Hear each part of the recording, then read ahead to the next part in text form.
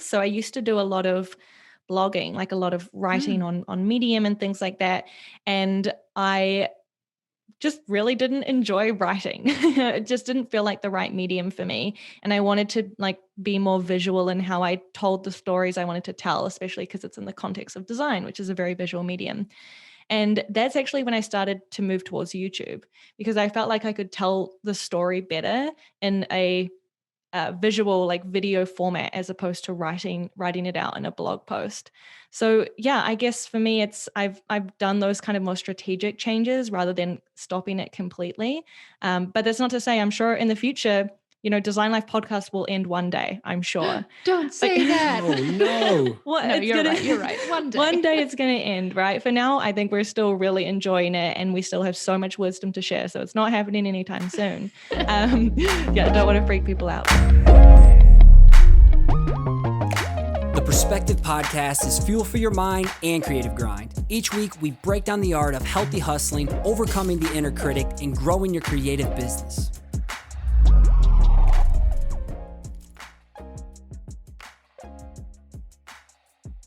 PC family, we have Femke and Charli of the Design Life podcast here today. Welcome to the Perspective Podcast, my friends. It's been a long time coming, and I'm finally to have you on here today so we can properly catch up. How you doing today? Great. Doing good. Slightly cold in my area, but great. Slightly much colder in yours, and then Charli's flexing over here. I got 70-degree weather. I'm like, quit it. Okay, quick backstory. We all connected, I would say easily 4 or 5 years ago, as we were all in like the Sean West community with each other. And I've since like taken a back seat, gotten my popcorn ready, and just like enjoyed watching you both carve out your own lanes, yet still like building your own empires, rocking your day jobs, and still collaborating and building your own communities together. So I just wanted to let you know what you two are doing is insanely inspiring. I'm just incredibly proud to say I get to call you two my friends. I've been wanting to say this like publicly for so long, so I get that opportunity. So for those who may not know of you, can you give us a brief Wikipedia page summary about yourselves? And let's go with Femke first. Yeah, sure. Wikipedia page summary, man. So I'm Femke. I live in Toronto, Canada, and I'm currently a product designer by day at Uber Eats. And I've been at Uber for about 3.5 years now, and it's been a wild and interesting ride. And on the side of that, I have a few side projects. So Charli and I run a podcast together. It's called Design Life Podcast that we started in 2015. So it's been like quite a while, which is kind of crazy. And then I also have a YouTube channel where I teach product design, user research, product strategy, that kind of stuff over on YouTube, which I started a couple of years ago. And so that's pretty much me in a nutshell. It's a sign when you've made it, when someone makes a Wikipedia page for you, right? Like it hasn't quite happened yet. So I'll try and give my own right now. You're making it here for them. Make it easy. Making it easy. They can just transcribe it. Okay, so I'm Charli. I'm the creative director at ConvertKit. We're a company that makes audience building and email marketing software for creators. Love hearing that. That's great. Alongside the day job, I do a bunch of side projects. Started a YouTube channel about, I honestly think it's about 7 years ago now that I started Charli Marie TV, where I sort of just share insights into life as a designer is my goal with that content.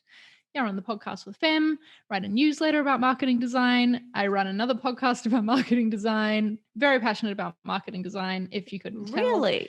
Yeah. And just really trying to help designers to increase their worth, help them progress in their careers through the content that I create.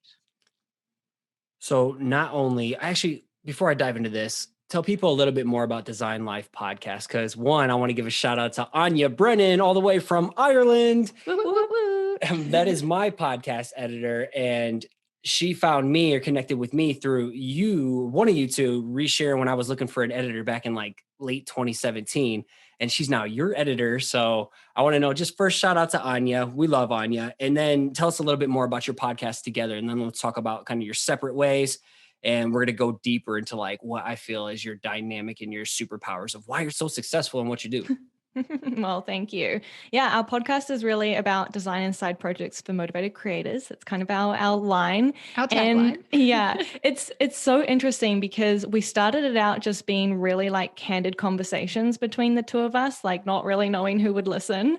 But over the years, it's kind of become this documentation of our careers. I feel like it's been really cool to have these weekly conversations together, talk about our career challenges, struggles, side projects, all of that kind of stuff. And so we're pretty transparent, I feel, on that show, and pretty honest. Yeah, and it's part advice, part just us talking about the stuff that we're going through, like we always try and have it come from a perspective of being your peer and not the people who know more than you teaching you things, but just, being open and honest about the journey of a design career. And I think there's a lot of overlap in what we do, even if it's in like separate, I guess I'm not very specific focused in like either design or art or freelancing. It's kind of the whole gamut of things, but speak to the power of side hustles and like personal projects, because that's what you both have built your empires on while managing this outside of day jobs. That's what I'm big on, is like, hey, how do you build something for yourself, something you truly care about from scratch on your own terms, outside of a crazy day job or life responsibilities or family or being a dad, a wife, a husband, spouse, partner, whatever it is. Like, speak to maybe the challenges and the rewards, both sides. Like, how do you balance it all? How do you prioritize this over that? Oh man. Okay. There's so much in there. I think I want to start by saying that I would not be where I am in my career today if it weren't for side projects. Side projects has landed me jobs. It's opened doors for me. It's helped me learn new skills that I've then been able to apply to the day job. Side projects have been huge. And I always recommend them to people. Like, if there's something inside you that you want to make, something that you want to start, if there's some sort of content you're looking to consume yourself and no one else is making it, get on in there and just start creating it yourself. I think it's so valuable to have. So shout out to side projects in general. Huge fan of them. Balancing them, I mean, that's the hard part. And especially I think as I've progressed in my career, it's gotten harder and harder to balance because, when I started 7 years ago with the YouTube channel, I was only maybe like 4 years into my design career back then. And so I was still fairly new and, didn't have as much pressure perhaps on my work as I do now. I lead the brand team at ConvertKit. So I'm managing 4 other people and, this whole scope of work. It's just a lot different situation now. So I don't know if we want to get into that now or later on, but that's been the main challenge I've been facing lately in side hustles, is that balance and making the time. Let's hear what Femke has to say, and then let's talk about the balance, because that's like a huge struggle people share with me all the time, let alone even getting started. But how do you balance this shit? Yeah, I hugely +1 everything Charlie said. I think for me, like, his side projects has also been a learning opportunity, like kind of learning and iterating in public and sort of sharing and documenting that journey along the way helps a lot of people. And I think like today, I feel like we see so many successful people online, right? These overnight successes and like people who have made it. And like, I think what I really appreciate about my side projects, or what I strive to do, is like show that it's not an overnight success. It is this journey. It is this like long climb, and there's ups, there's downs, there's challenges, there's opportunities, and all of it is fun at the end of the day. So that's kind of what I try to embody with my side projects too, is show that behind the scenes and show the mistakes and the learnings along the way. I'd agree that balancing it is difficult. And as I progress in my career, that is also becoming more of a challenge. And working at a company like Uber, where it's a pretty demanding day job, to be honest. And so trying to find those pockets of times where I can set some focus time aside for my side projects gets more and more challenging. These days, I end up doing a lot more in the weekends, unfortunately. Earlier, I used to be able to do some during the weekdays. So yeah, just kind of it changes as I change throughout my career. I like what you said in there though, Fem, about it being fun. Because for me, that's what it's also about as well with side hustles, is that I always want them to be fun. And the reason I have them is because I have this inner desire and this need of there's something that I need to be fulfilled. And my side hustles are helping to fill that need, So yeah, keeping it fun is definitely important. I call it purposeful play. And I think what rooted why I'm so inspired by you two, and I think why people gravitate toward what we're doing, is because we don't preach overnight success. It's like you said, a long climb. I call it the slow and steady grind, the long climb. I like that it rhymes. outside of design. So that's what I want people to take away. That's probably the biggest takeaway right there. I want to just drop home for people is like why you're successful while Charlie's successful, and why I've found success in what I'm doing is because we're married to the bigger picture and we find purposeful play in the short term. So here's this big picture vision that could always change and evolve. I thought I always wanted to be like a big time freelancer, and now it's like full-time coaching. I would have never saw that in the beginning had I just been like so pigeonholed in a direction. And I think for you embrace the day-to-day, knowing that things can evolve, and you still are in love with the process, but you probably didn't expect to be where you're at right now, but you just stayed flexible, open, and active. Definitely. Yeah. I have a YouTube channel with like almost 190,000 subscribers, which is way, way more people than I ever thought would be interested in, seeing my life as a designer. And when people ask how I got there and how I built that audience, like I don't have a good like snappy answer to tell them, honestly, because it is just about I'm like, yeah, I've been doing it for over 7 years. That's how I got this audience. I've been consistently creating content almost every single week for 7 years. That's how I did it. And there's a lot of words I can describe you both as, fearless, courageous, badass, professional, fun. But if there was one word I could describe you two in, and I think just summarizes why you've been able to grow in this, is consistency. Consistency. And I think a lot of people are just afraid, like, I didn't see results within my first month of going really hard in the paint on focusing on something. And I'm just going to give up because it's not for me. And for me, it's like, man, nobody read my blog in the first year and a half, but it led me to my first speaking opportunity. Mm-hmm. And nobody listened to my podcast in like the first year and a half, almost 2 years. And now it's like double growth each year, but it's like, you got to stick with something. So what is the power of consistency for you to getting where you're at? And like, what keeps you in the game when creative funks come around? Like they're always on the horizon, or when you're doubting yourself, you're dealing with a hater. What keeps you in the game to be like, I'm just going to keep going in my lane and staying consistent? Yeah, this actually happened to me about a year ago with my YouTube channel, where like I'd been doing videos for about a year, hadn't really seen that much growth. Like a few people were watching, but didn't really feel like it had that momentum or that growth that I was craving. And I slowly started to lose a bit of interest, I guess. And of course, when you start posting or uploading less, like you're going to get less engagement. So it started to kind of trickle off. Surprisingly, when COVID happened, suddenly I had extra time. I was at home more, and I had this like burst of, I guess, energy and creativity that I wanted to output. And so I decided like, hey, I'll let's put that into the YouTube and see what happens. Like, let's go all in, be really consistent, see if that changes anything. And it did. And it's still growing like very consistently and compounding month on month as I continue uploading consistently.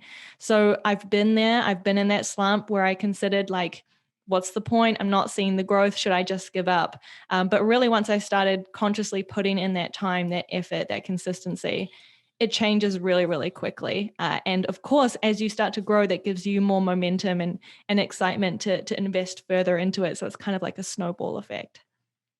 Yeah, what keeps me going is the audience and like hearing from people, because looking at numbers and looking at graphs going up is always really exciting, of course, but you have to remember that each one of those numbers is a real person with like real problems and real reasons that they were seeking out your content. And so anytime I get a tweet or an email or a comment from someone who's like, thank you, this really helped me, and like if they then go into detail and expand on their situation and feel like they want to trust me with that and like want to share it with me, it just means so much. And so in the moments where I'm feeling like, ugh, I can't be bothered making a video this week, I've got nothing to say, no one cares anyway, why should I bother?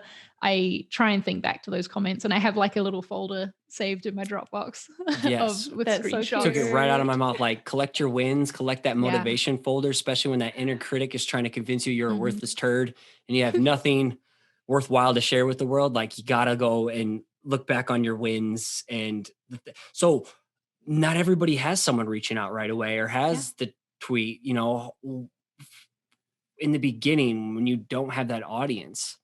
What's that driving factor? Is it just something you're just truly passionate about? I think it has to be. I think you have to have passion to get through those awkward early phases where no one is listening or very few people are watching, you know? That's what drove me to start my channel, was like, I feel like I want this content to exist, so I'm going to make it. And even if no one watches it to start with, I still feel like it should exist, so I'm going to keep making it. And I think you have to have that commitment to yourself, right, Fem? Yeah, I think like creating something for the sake of like becoming famous for it or like becoming successful isn't the right like drive. I think like for Charli and I, what started our podcast is there were no other podcasts from like two women in design talking about design and side projects. Like there was a gap, there was a need. It's something I wished I had when I was, younger or was a student.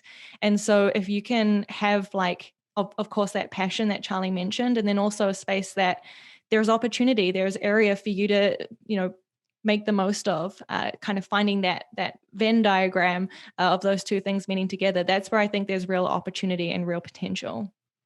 Yeah, I like that. It's a commitment to yourself, and you got to have like a bigger reason of why you're doing something. It's got to be bigger than like I'm chasing likes, chasing Right, vanity exactly. metrics, empty, soulless followers. I'm like, man, I'd rather just like go deeper instead of casting a wide net, go deep, one person at a time. And I'm a big believer that's how you grow that engaged community over time. And you two coming together, building it one person at a time and bringing it together, like it's a strong force within like your podcast community now. Back to the balance. For me, this is probably the hardest thing, especially like comparison when I'm seeing other people who maybe don't have kids or aren't married. They get to travel, they get to do whatever they want. So like when you found all this extra time in COVID during when that really hit, I'm over here like juggling. I got a 9-month pregnant wifey, a hot mama on my snack over here. And I got my toddler who's just busy as hell on the side. I'm trying to like balance work and still be present at home. And I'm getting so wrapped up in what everyone else is doing. And I'm like, how do I balance? How do I prioritize? And at the same time, my path is unique to me. My situation is unique to me, and how I respond and how I focus, that's what's going to help me be more relatable to someone in my position. So for me, it's harder to think of work-life balance, but more like work-life priorities and work-life alignment.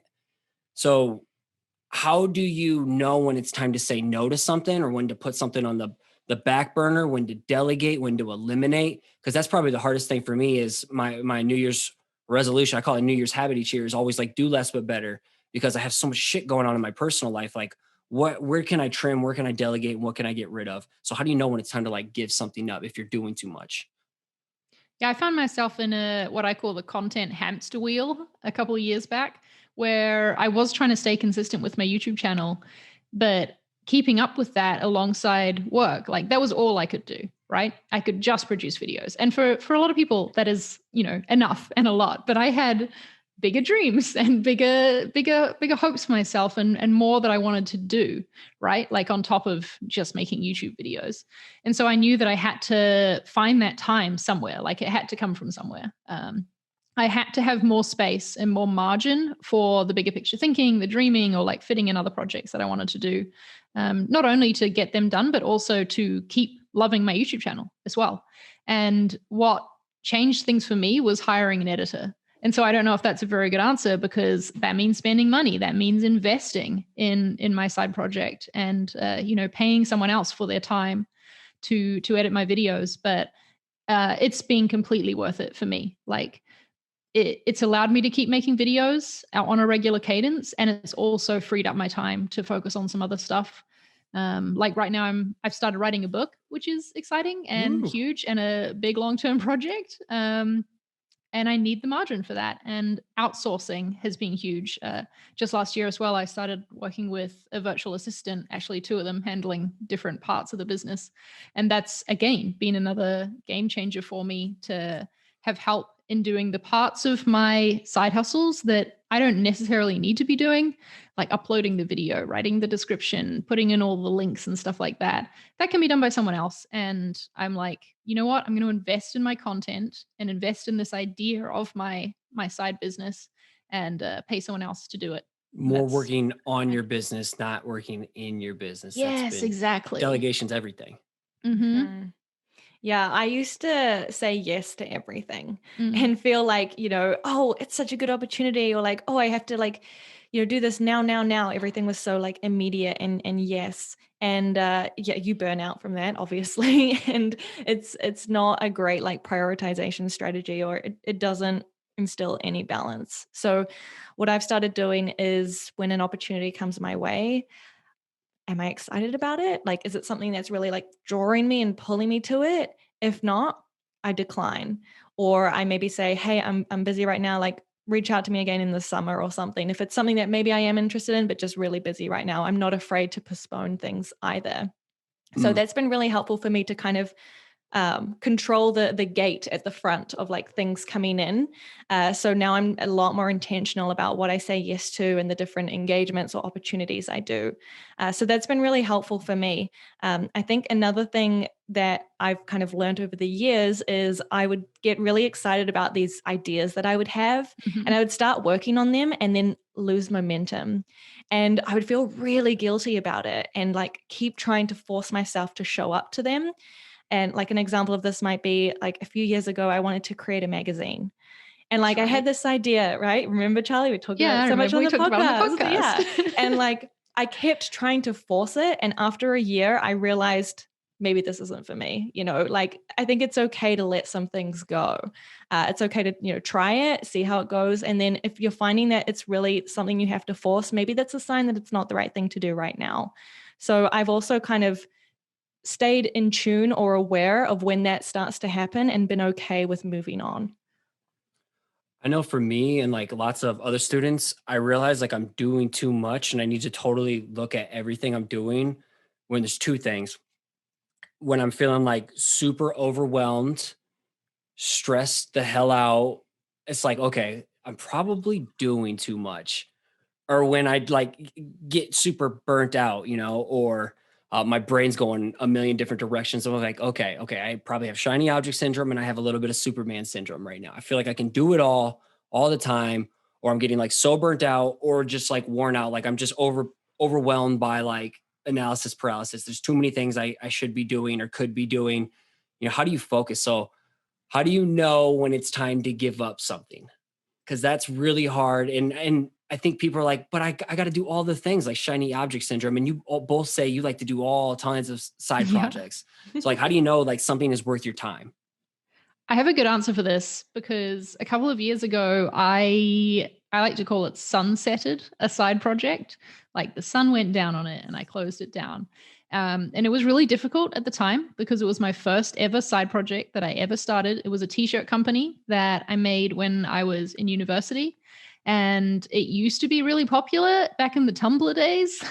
People would buy my t-shirts and I would ship them off all over the world. I learned how to screen print and like how to produce them all myself. And it was a lot of fun for a while. And I think I had a lot of my identity tied up in it as well. Like I was so proud of it. And I felt like, I'm Charlie and Liner Note Kids is my brand. But I noticed that it got to a point where every time an order came in, I would have, instead of being really excited about this, I would be like, oh, now I have to go print a t-shirt and package it and like send it off. And after a few times of that happening, I was like, look, this is your choice. No one is making you have this business and have this side project. And if your heart's not in it anymore, if it's taking up valuable time away from the things that you would much rather be doing, the things you're actually excited about, and the things that fill you rather than deplete you, then why are you doing it? And so I made the decision to shut it down and gave it like a final send off by writing a nice blog post about it, like telling its story. And I felt like, that side project had served its purpose in my life and it was time to go on to something else. So long story short, I would say how you know when it's time to stop doing something is when it's taking more from you than it's giving you as a side project. Yeah, I really like that. I think for me, I haven't had any like big projects like Charlie that I've sort of sunsetted, but I have kind of changed strategy with some things. So I used to do a lot of blogging, like a lot of writing on Medium and things like that. And I just really didn't enjoy writing. It just didn't feel like the right medium for me. And I wanted to like be more visual in how I told the stories I wanted to tell, especially because it's in the context of design, which is a very visual medium. And that's actually when I started to move towards YouTube, because I felt like I could tell the story better in a visual, like video format, as opposed to writing it out in a blog post. So yeah, I guess for me, it's I've done those kind of more strategic changes rather than stopping it completely. But that's not to say, I'm sure in the future, Design Life podcast will end one day, I'm sure. Don't say that. Oh no. Well, No, you're right. One day it's going to end, right? For now, I think we're still really enjoying it, and we still have so much wisdom to share. So it's not happening anytime soon. Yeah, don't want to freak people out. But I'm like, oh my God, are you going to drop some news on the end of this?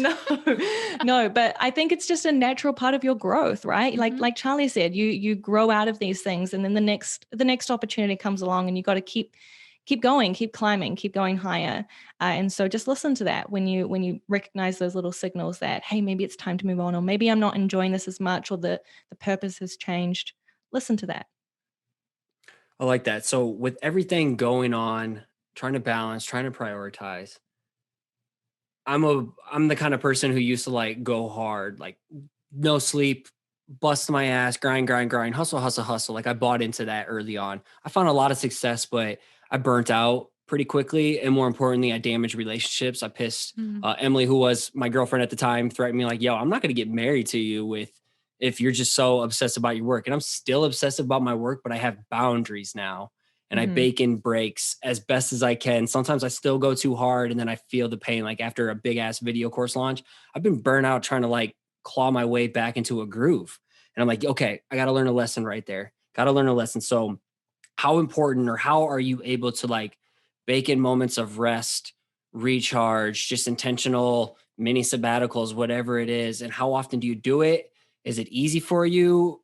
Or is it just like, oh yeah, this is just something I do now? Because this is something I'm really, really, really needing to work on. Yeah, I don't know if I have figured out the perfect solution for that. I used to travel a bit in the before times, and so I felt like that was a nice opportunity to have a more of an intentional break. I tried not to bring side project stuff along with me when I traveled. Now, work is life, life is work, everything's all sort of blurred into one these days. So it is a bit harder to kind of create that intentional time where, you're going to take a step back. At the end of the day, I do prioritize family over my side projects. And so if my partner says, hey, this weekend, like, let's go and do this thing, I almost always say yes, and figure out how I'm going to do the side project stuff at another time. So yeah, for me, it's a little bit more spontaneous as opposed to intentionally building in those rest or those recharge times. Not to say that that's the right way to go. I think similar to you, Scotty, need to figure out a more sort of sustainable, intentional way to do that. But I also try to make the most of those smaller pockets too. Like I think it's nice to take a recharge or a longer rest period every now and then. But I also try, throughout my day to have moments where I just take time for myself. I recharge. Maybe in the middle of the workday, I might do a little meditation session or something. It might only be 5 minutes, but it can really change, how I feel the rest of the day. So making the most of those smaller opportunities too, I think is still important. Yeah, you're such I think if you were such a calm, like even tempered person, Fem is the best way I can describe it with the way you approach things. I'm definitely way more highly strung and like more of an anxious person, I would say. That's me. Yeah. Yeah. And so I have definitely gotten myself into many situations of burnout from putting too much pressure on myself in the past. I think that being clear on my priorities has helped. Like knowing why I'm doing these things that I'm doing. Like, why am I making this video? Why am I taking time to have a writing session? That helps me make sure that I'm not spending my time on stuff that really isn't important, and that I'm not stressing about the stuff that isn't important. That helps a lot. I think as I've gotten older, or I don't know, more experience with side hustles, I've gotten better at listening to what my body needs as well. Like knowing when, okay, today is a rest day. We wake up, we're not feeling motivated to go turn on the computer and do some stuff on the weekend. So today we're going to sit outside with a book in the sunshine, and that's going to be our day. And just this morning, even, I started my day and I instantly felt my shoulders hunch up, and I felt really stressed. There was a lot to do for work, a lot to do for side hustles. And I was like, okay, it's time to go for a walk. Like we need to get this stress out somehow. And so movement is really good for that. And so I did. And that's perhaps something that I wouldn't have done a couple of years ago. I wouldn't have had that perspective, I guess, to know that it was time to take that break for myself. But yeah, I'm not good at doing it regularly, and I often find myself needing to do it because I've run into an issue like burnout, unfortunately. I'm gonna paraphrase this quote, but I saw it recently. I'm like, oh, that one stung a little bit. It's like, if you don't listen to your body and pick a day to rest, your body's gonna pick it for you. Yes, And I'm like, absolutely. Ooh. That sounds like a gamble, right?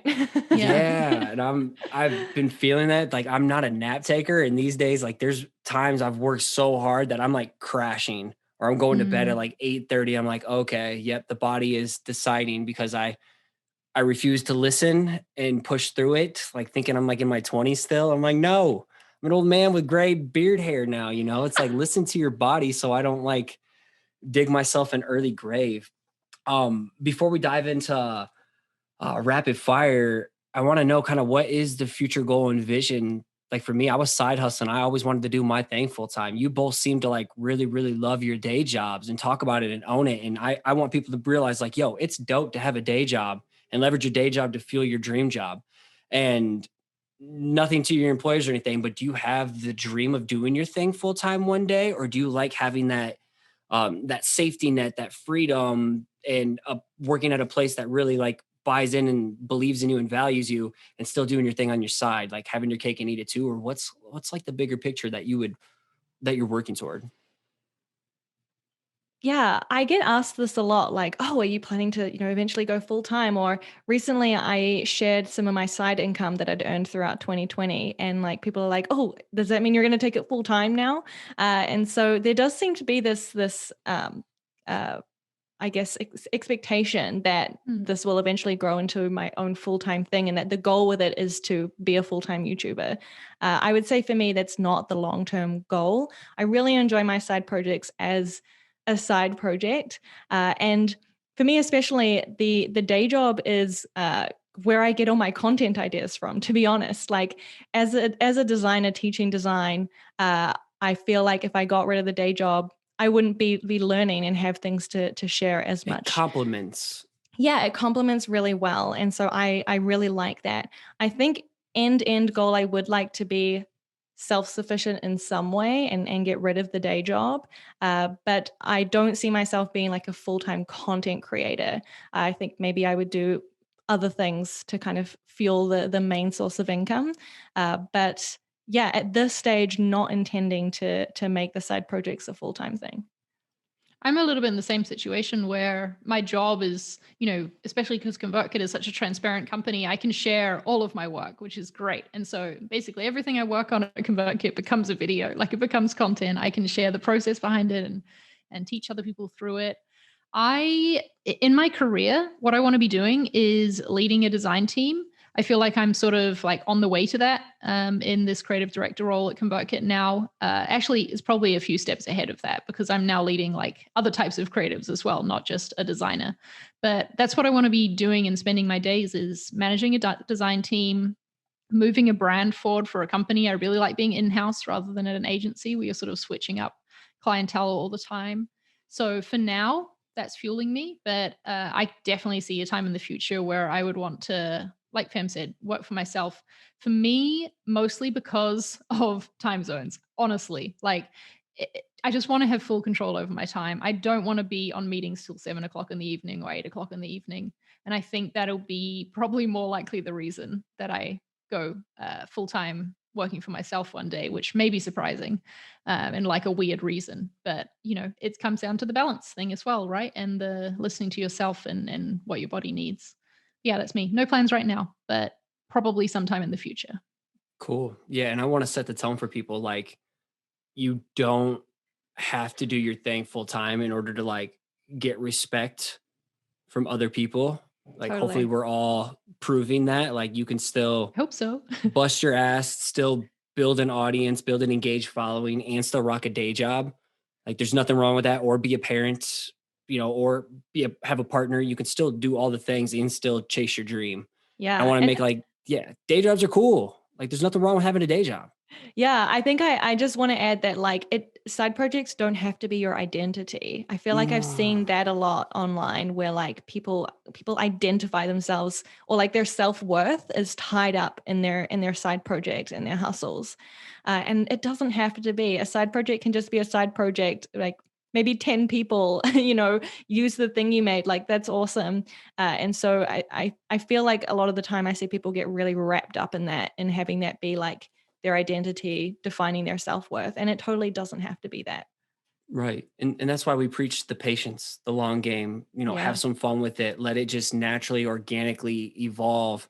I like to say it's like levels of Pokemon. I'm a Pokemon nerd. Like just take it one level at a time, use a rare candy here and there by investing in yourself or hiring a coach, whatever it is. But there shouldn't be any pressure for it to like force it to turn into something based on comparison of what other people are doing. Like really, truly enjoy your shit on the side, purposeful play. Yeah, 100%. Totally. And picking side projects that fill something, but perhaps your day job doesn't, Like for me, it's the education side of things and the connecting with people, the coaching, the mentoring that I don't get in my day job that I do get on the side, which I love. Yeah. Seeking something that either complements or just scratches that fulfillment itch. Okay. We'll pivot to rapid fire. If both of you were on death row, I don't know what the hell you did to get there. What would your last slice of pizza be?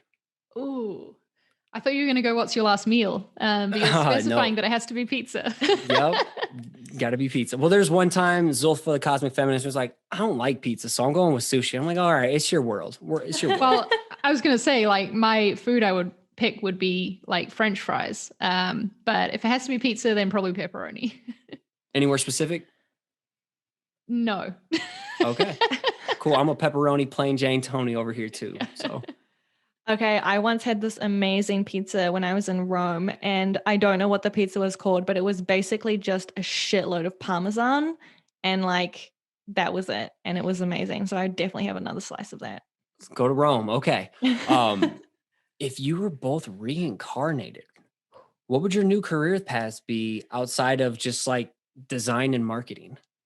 I love this question. I think about it all the time. I feel like in another life, I'm in musical theater. That is where like I would dream Jazz to be. hands. If I could sing, if I could act, if I could dance well, that's what I would want to do.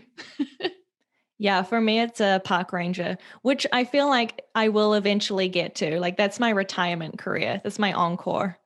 I love that. I don't think I'll do musical theater in my retirement. On your walker and doing the jazz hands too. Okay. If you're both stranded on an island, what are the 3 things you have to have from dying from boredom?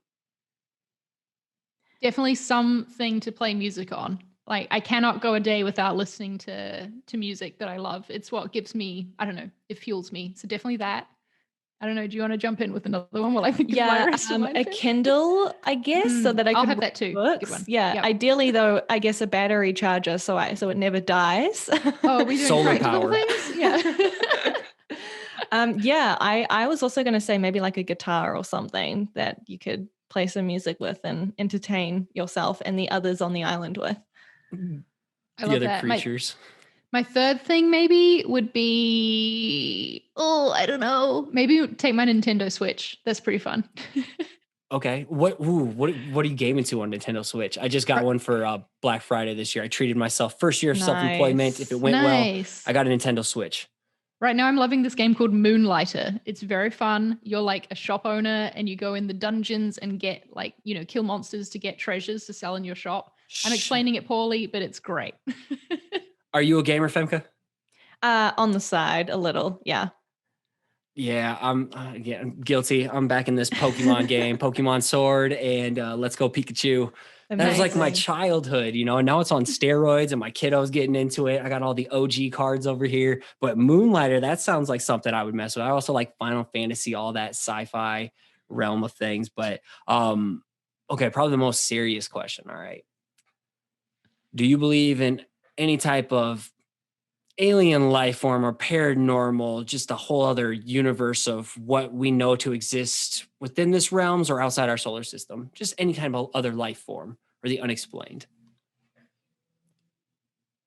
I'm open to being convinced. Yeah. I wouldn't like discount it and say, no, there's definitely nothing out there. But I also am not the person who'd be like, yes, I believe there is something. So like, I'm open to it. I think I'm the same. I'm like, surely there must be. Surely we can't be the only life in this universe. But Great. I also won't believe it until I see it. Okay. No, very valid. I like that. That's an acceptable answer. This episode will still be published now. Where can people go to follow you online and support you? And I'll make sure to tuck it all in show notes as well.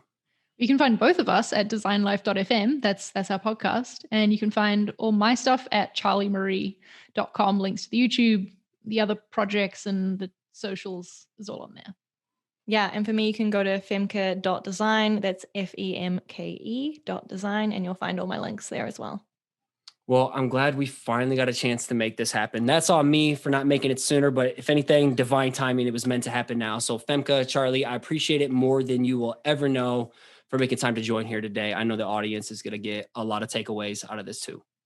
Thank you so much for having us. And by the way, I've been listening to the Perspective Collective since like day one, and you do an amazing job with this podcast. So, yeah, such a good show. Yeah, great show. Oh, thank you. Blushing over here. So thank you. We'll be in touch and we'll drop this soon. All right. Peace. Bye. Bye. Thanks again for listening. It'd be awesome if you took the time to subscribe to the channel, hit the like button, and let the comment below so we can connect. Again, if you want to catch a shout out as a future listener of the week, make sure you subscribe to the show on iTunes and give it a rating and review.